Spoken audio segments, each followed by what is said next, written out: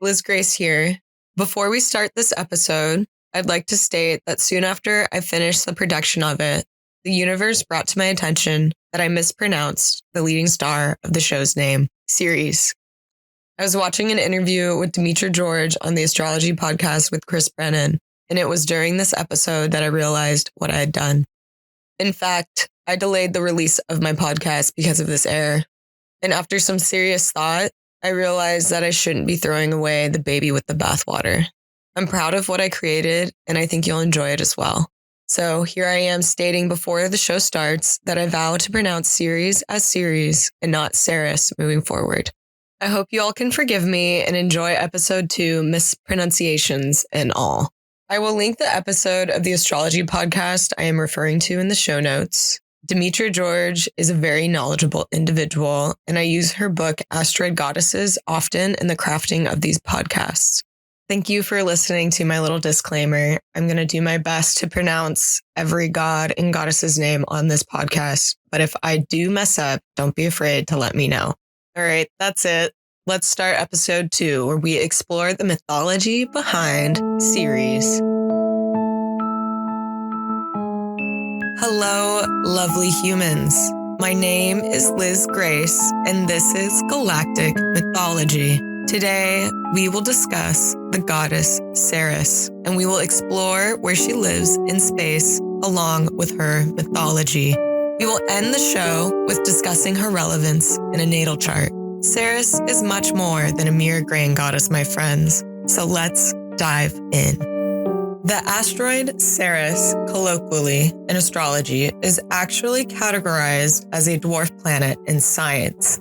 She is in fact the biggest body in the asteroid belt, and she was the first to be discovered, being seen first by Giuseppe Piazzi in 1801. For those of you who have already listened to my asteroid origin myths episode, also known as episode number 1, that is repeat information. However, one thing I did not share in my first episode is that Giuseppe Piazzi is a Catholic priest, or rather was one at the time of Ceres' discovery. If you were to study the intellectual history of astrology and astronomy, you would find a lot of religious figures. For example, the popular Placidus house system used by many renowned astrologers of the day has its roots in the 12th century with a Hebrew astrologer named Abraham ibn Ezra. In our modern 21st century, religion and astrology seem far away from one another, and science and astrology seem even further. Though, in true occult spirit, I look to modern science to get a deeper understanding of astrology and to decode the symbols that it offers. In 2015, NASA's Dawn became the first spacecraft to visit Ceres. Dawn's visit revealed signs that Ceres could have, or still does have, subsurface oceans. I have provided a link in the show notes that goes into greater detail about these oceans, but I want to focus on the presence of water here. Ceres is a unique object in the asteroid belt, and moreover in our galaxy, because of her water content. Water implies life. Water is nurturing and essential. Basically, in 2015, NASA proved what astrology and mythology was already alluding to as far as the characteristics of Ceres. She is nurturing. She is a great mother spirit. Ceres is a cosmic womb existing between the orbits of Mars and Jupiter. A cosmic womb. That's some beautiful symbolism inspired by science. Let's dive into the mythology and see what symbols we can get from it. Ceres is the Roman name to the goddess originally known to the Greeks as Demeter. Demeter in English translates to Earth Mother. Ceres is quite literally a mother to Earth, as well as a mother to her daughter Persephone. And it is in the mythology of Persephone's abduction that we learn the most about Ceres. As the story goes, Ceres and Persephone had an ideal mother-daughter relationship. They would roam the earth together, tending to its soil and keeping it warm. During this time, humanity was living in a golden age. Food was abundant and the weather was infinitely nice. This golden age came to a screeching halt one day when Persephone wandered off into a blooming field of flowers. She was drawn to the scent of them, and when she followed her nose and bowed down to smell a flower, the earth suddenly began to shake, and it cracked open. A golden chariot led by 4 screaming black horses sprang out of the hole and snatched up Persephone, dragging her down into the underworld. The cracked earth sealed itself back up, and the blooming flowers took their shape again. There was no trace of Persephone, and there was no trace of her abduction. The mysterious absence of Persephone triggers Ceres into an intense fit of rage. In a fury, she hits the road and begins an aggressive search for her daughter. For 9 days and 9 nights, Ceres vigilantly searched. She neglected her own hygiene and well-being. On the 10th day, Ceres encounters the wise goddess of witchcraft, Hecate, who suggests to Ceres to consult the sun god Helios, for he can see everything from up high. Ceres runs to Helios to consult him, and sure enough, he knows the whereabouts of Persephone. He reveals to her that her daughter was taken by Hades, also known as Pluto in astrology, down to the underworld. Helios also reveals to Ceres that her brother Zeus, Jupiter, encouraged the abduction, stating that Zeus thought Pluto would make a great husband to Persephone. Ceres, channeling the hatred for her brother through her body, decides to remove herself from Mount Olympus. She strips herself of her royal garbs and dresses in a dark and tattered cloak, choosing to hide her goddess identity and live among the mortals. Ceres wanders to the city of Eleusis, where she happens upon 4 young girls at a well. These girls invite Ceres to their home, which turns out to be a royal palace, for these young girls belong to the king Celsius, the king of Eleusis. Ceres is met with open arms by the royal family, gaining the trust of Queen Metanira and quickly being asked to nanny the youngest son, Demephon. Ceres, embodying the great mother spirit, was an amazing nanny to Demephon. The child and her grew very close, though through it all, Ceres carried the heartbreak of Persephone on her shoulders. Out of the longing for her daughter, Ceres decides to turn Demephon into an immortal, to be more in the likeness of her stolen Persephone. Ceres begins a ritual where she anoints the child daily and ambrosia, and at night, she would place the child in the hearth of immortal flame.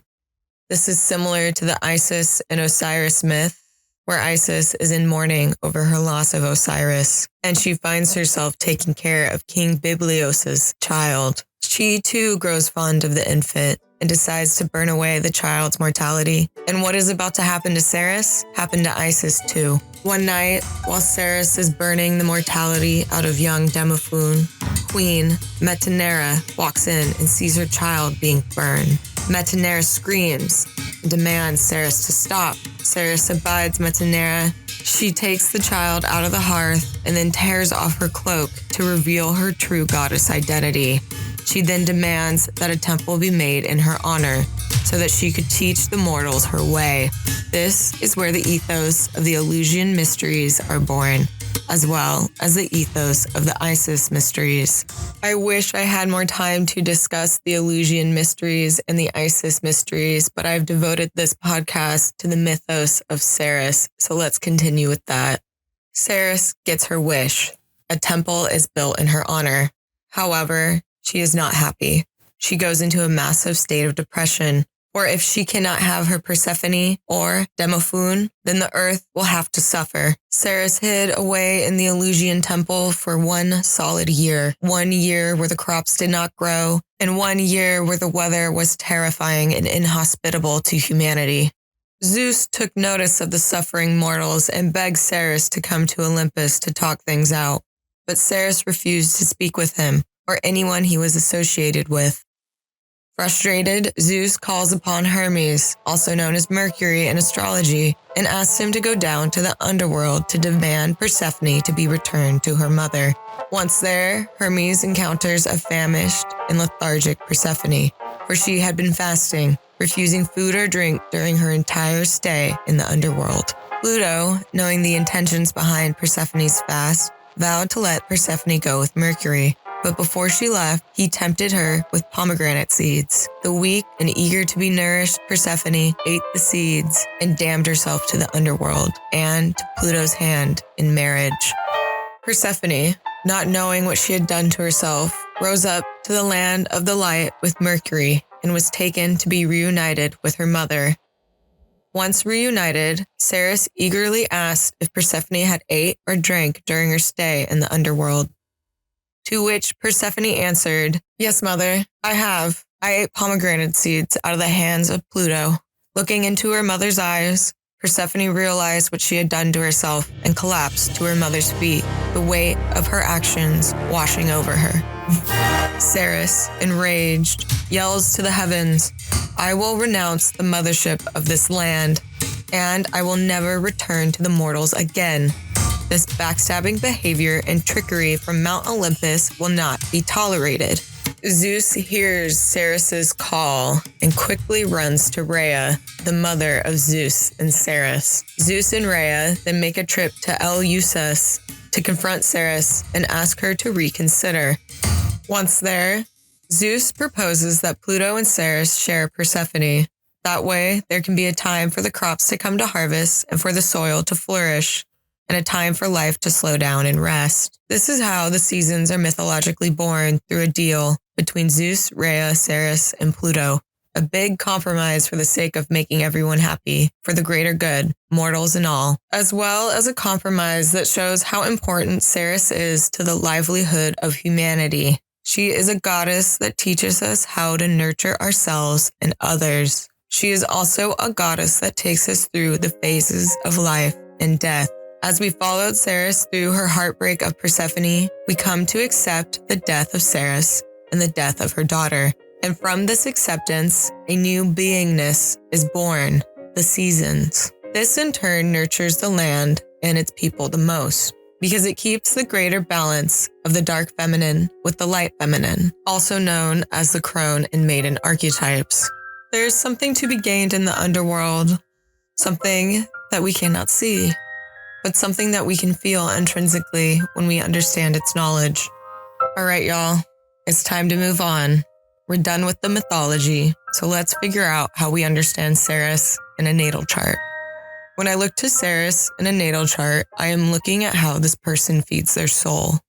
For example, I have Ceres in Aquarius in the 9th house, conjunct the cusp of my 10th house. I am an extrovert. I gain a lot of nourishment from my interactions in community, although I am also someone who gains nourishment from her own autonomy. As much as I love group activities, I take joy in being an individual while participating.